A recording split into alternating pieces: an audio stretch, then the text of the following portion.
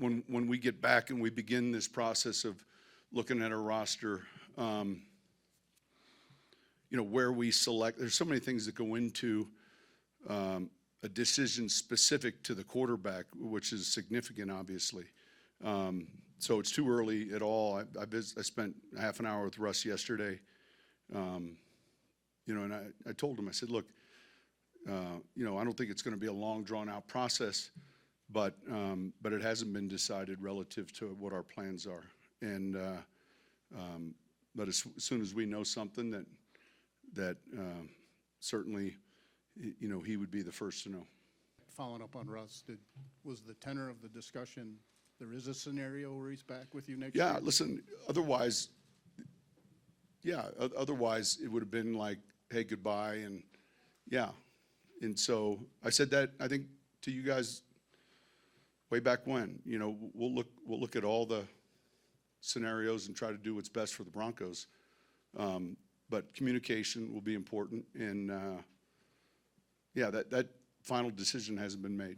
I'll address the Russ situation, hopefully one time and as thorough as possible. During the bye week, I did reach out to Russ's agent in a good faith and creative attempt to adjust his contract. We couldn't get a deal done.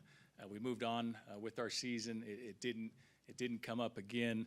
Fast forward week 17, Sean makes a change at the quarterback position. This was a football decision made by Sean, what he thought was in the best interest of the team. This was completely independent of any conversations I had with the agent. Again, it was a football decision made by Sean. In regards to the negotiations, I'll just keep the specifics private out of respect for really everyone involved. Negotiations are hard. You have difficult conversations, tough conversations, and you can characterize a negotiation really any way you want. And we always try to handle ourselves professionally and in the best interest of the Broncos, and this was no different. As it pertains to Russell, I know obviously the player meetings are still coming up, but would you anticipate him being part of the organization beyond this spring? I think Sean commented on that. We really have. This meeting's a deep dive in the entire roster. The door remains open with Russ. I've had good conversations with Russ. Sean's had good conversations. The door is open, and so we'll just kind of get through the process. We'll visit as with the coaching staff, scouting staff. We'll visit with Russ and his people, and we'll go from there. Was Sean aware of your negotiations with Russ's agent at midseason? And you say the door's open from your end to Russ. Do you believe that he's open to returning? I've talked to Russ. He's open to returning. And in regards to Sean, Sean was not part of the negotiation. Sean was getting ready for Buffalo. And, we handled the business, Rich and I. Sean was, in season, Sean is in prep mode, and he was, preparing for Buffalo. You knew nothing about it? I handled the negotiations. As far as your negotiations and talks with Russell, how much does $85 million of dead cap factor into it, either this year, spread over 2 years? And as a GM, how daunting would it be to have to inherit that? Also, to Mike Kliss's question, he asked about the Russell Wilson negotiations. He asked you specifically about, was there a threat to bench him? I don't know if you answered that question. The first question, obviously, any dead money, obviously this would be extreme. We've prepared for any scenario, with Rich Hurtado, who runs our cap, and we'll have flexibility either way to do what we need to do. We're not going to be on the first wave of free agency like we were last year. You can't do that every year. We'll be very strategic, very specific on what positions, what players, we try to sign. And then obviously we got to hit on the draft. We're picking high, and we have 6 picks. We could have more. We like picks, and we'll go from there. And your second question. Mike asked you about your discussions, and you said some things remain private, but he asked you specifically, was he threatened to be benched? I don't think you answered that. Yeah, we made a good faith attempt to adjust his contract. We handled ourselves professionally, and I'll just leave it at that. In your view, it seems like this was a pretty common contract negotiation with Russ and his reps.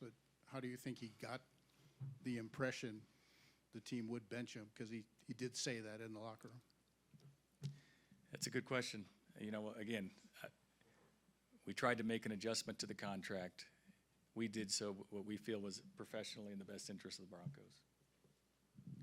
Did George come to you mid-season and sort of pitch this idea of asking Russell about adjusting his contract? And did anything about the way that, you know, unfolded affect your confidence in George, or sort of the approach to that negotiation?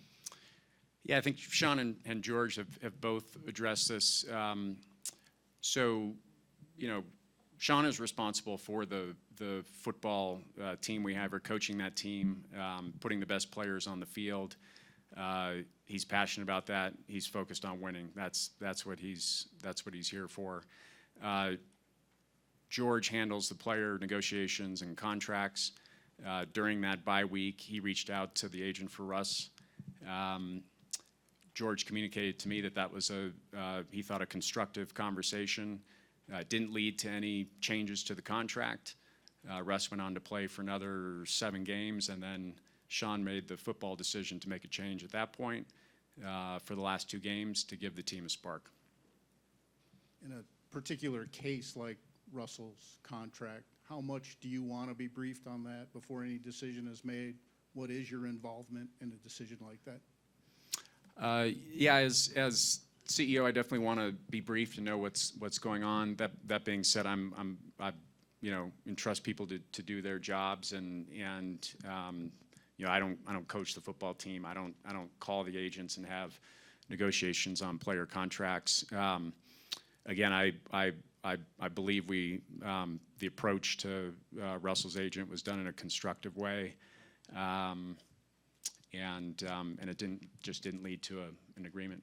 Greg, you guys, and you, in this position as CEO and as owner, you guys took a lot of criticism for the way the Russell situation was handled, specifically the benching. Looking back on that now, knowing the bye week is when business gets done, so that timing was going to be weird with the win after the Chiefs. But is there anything you'd want to do differently in how it was handled, looking back at it now? You know, I'd say anytime you have a situation like this, you know, you try and have these conversations. It's not always going to be easy. I'm sure that we could have handled, you know, you always look back and there's different ways you can handle things. So I'm sure in this case we probably could have done some things in a different way. But again, our goal was to try and see if there was a nice constructive path forward that was amenable to both parties. Both George and Sean mentioned that there was a door open for Russ's return in 2024. Given the substantial financial fallout, should you separate from Russell Wilson, would you encourage them to work it out so that Russell Wilson is your starting quarterback in 2024? I wouldn't. I mean, obviously the financial part of it is a significant component, as you know, in terms of how this works out in the future, but that's not what will drive the decision. The decision, you know, will be driven on what's in the best interest of this football team winning games.